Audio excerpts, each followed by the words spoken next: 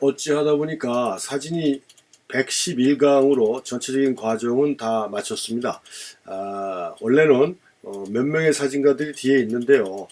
제가 사진가에 대한 내용으로 다른 강의를 준비 중이기 때문에 또 이렇게 수업하고 연관된, 특히 사진 품격에서 말씀드리는 사진가들은 우리가 배우는 기술적인 내용과 연관된 이런 사진가들을 다뤘던 거였고, 이 책에 나와 있는 뭐 데이니 라이온, 뭐 브루스 데이빈슨, 필립 할스만 뭐 이런 사진가들은 제가 여러분들한테 좀 알리고 싶은 사진가들을 책에 집어넣는데요.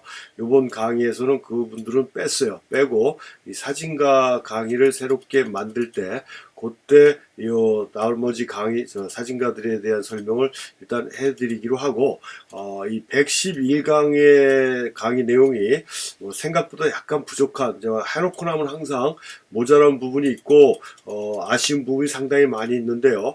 이번 강의도 또 마찬가지입니다. 열심히 한다라고는 했는데 이게 굉장히 미비된 부분이 상당히 많이 있어요. 그래도 최선을 다해서 강의를 준비를 했고요.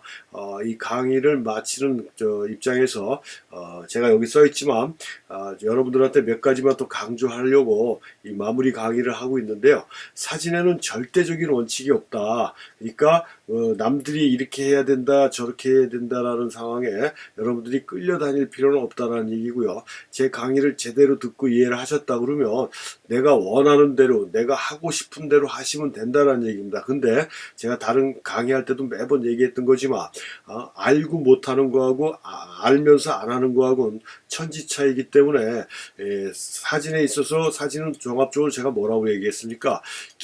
과학과 철학의 만남이라고 그랬어요. 기술과 예술이 적절하게 조화가 이루어져야 완성된 사진이 되는 거지. 과학적인, 기술적인 부분만 자꾸 치중하다 보면 그건 기술이지 사진이 아니고요. 예술적인 부분만 자꾸 추구하다 보면 그건 진짜 글자 그대로 예술이지 사진이 아니라고 그랬습니다. 그러니까 사진의 정체성은 기술과 예술, 그러니까 과학과 철학의 적절한 조화에 의해서 만들어진 게 사진이다. 그 다음에 사진으로 자기가 표현하려고 하는 목적이 완전히 있을 때, 그럴 때 누가 얘기 안 해도 내가 굳이 강조를 하지 않더라도 예술이 될 수 있다라는 점을 제가 강의 시간마다 생각날 때마다 계속 누누이 강조를 했거든요. 그래서 이 기술적인 부분을 우리가 무시하면 안 된다라고 얘기를 했습니다. 기술적인 부분, 내가 사용하는 카메라, 내가 사용하는 렌즈, 뭐 라이팅에 대한 거, 노출에 대한 거, 뭐 기본적으로 액세서리 후레쉬 사용하는 거, 필터 사용하는 거, 뭐 이런 것들에 대한 방법이나 기술적인 거, 가능하면 내가 쓰는 장비들에 대해서는 완벽하게 알고 계시는 게 좋다. 뭐 카메라 설명서를 봐가면서 미주알 고주알 하나부터 열까지 다 알아야 된다는 건 아닙니다. 내 카메라에서 그 많은 기능 중에서 실질적으로 많이 사용하는 그 기능에 대한 점만 확실하게 이해하시면 된다는 거예요. 그 밖에는 모르셔도 돼요. 아무튼 내가 사용하는 카메라 장비에 대한 기술적인 건 제대로 이해를 하시고, 그 다음에 내가 찍고자 하는 대상에 대해서 완벽하게 파악을 해야 정확한 사진을 표현이 가능하다라고 했고요. 모든 사진가들, 유명한 사진가들, 이름 날린 사진가들의 공통점은 뭐라고 얘기했습니까? 내가 찍고자 하는 대상에 대해서 누구보다도 많이 알고 있는 사진가들이 그 부분에서는 세계 최고의 사진가가 됐다라는 점이라는 겁니다. 그게 기술이 뛰어난 것도 아니라고 그랬어요. 그 카메라가 좋은 걸 쓰는 것도 아니라고 그랬습니다. 내가 찍는 대상을 얼마만큼 많이 알고 또 나만의 결론을 내렸느냐가 사진의 완성도를 좌우한다라고 그랬고, 또 그렇게 많이 알고 있고 이론적으로 내용이 잘 정리가 됐다라고 그래도 내가 사용하는 장비에 대해서 제대로 사용을 못하면은 그것도 말짱 도루묵이라고 얘기를 했습니다. 그래서 두 가지가 제대로 조화가 이루어졌을 때 제대로 된 사진이 된다. 남들이 야 이런 렌즈 쓰면 안 되고 이런 렌즈를 써야 돼, 이런 필터 끼면 안 되고 저런 필터 꽂아야 돼, 카메라는 미러리스는 안 되고 DSLR 써야 돼, 크롭 바디보다 풀프레임이 좋아, 이런 건 다 그놈한테만 해당되는 얘기라고 생각하시면 되고요. 내가 생각한 장비, 내가 선택한 장비가 최고의 장비다라고 보시면 됩니다. 그러니까 카메라 장비는 우리가 사진을 표현하기 위한 도구라는 점은 절대적으로 이루면 안 되고요. 제가 강의 시간에도 말씀드렸지만 만레이라는 사진가가 뭐라고 그랬다고 그랬어요.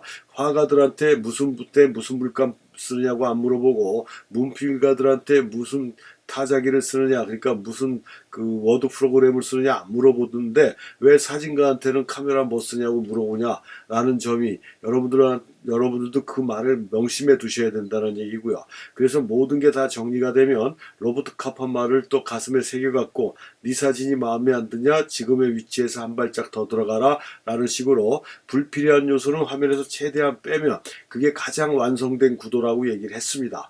내가 필요한 것만 화면에 꽉 차게 해서 단순화시키는 게 최고의 사진을 만드는 첩경이다 라는 점을 명심하셔야 되고요. 렌즈도 이것저것 다양한 렌즈보다는 한 가지 테마가 설정됐고 사진에 대한 어느 정도 방향이 설정됐다라 그러면 하나의 렌즈로 꾸준히 작업하시는 게 완성도 높은 사진을 만들어낼 수 있다. 이런 점들, 이런 내용들을 다 지금 111번의 강의 동안 계속 반복적으로 말씀을 드렸기 때문에 강의를 빠뜨리지 않고 들으신 분들은 아마 귀에 못이 박힐 정도로 이 말들이 반복적으로 나왔다라고 저는 생각을 합니다. 이런 식으로 사진을 하시면 되고요. 사진 자체가 카메라를 잘 다룬다라고 해서 좋은 사진이 안 된다라고 얘기했고, 사진이 그렇게 또 만만하게 봐서는 되는 사진이 아니다라는 거. 그래서 사진의 정체성을 올바르게 인식하고 사진으로 표현할 수 있는 방법을 선택해서 작업을 해주는 게 올바른 사진의 작업 방법이다 라는 점이라는 겁니다. 그래서 다시 한번 말씀드리지만 사진에는 절대적인 원칙은 없다. 내가 하는 게 최고의 방법이다. 그 사진책 제목이, 조선이라는 사진가가 쓴 책 제목이 최고라고 그랬죠. 내 멋대로 찍는 게 가장 올바른 방법이다 라는 거. 그 다음에 기득권층이라고 하는 프로 집단이 만들어 놓은 울타리에 들어가려고 몸부림치지 마시고 여러분들이 하고 싶은 대로 하시면 그게 최고의 방법이다. 그래서 줄리아 마그네토 카메론의 클로즈 포트레이트가 왜 나왔는지를 잘 생각하시면 된다는 얘기입니다. 그러면 사진이 좋아집니다. 그 점을 다시 한번 강조하면서 모든 강의를 마치겠습니다.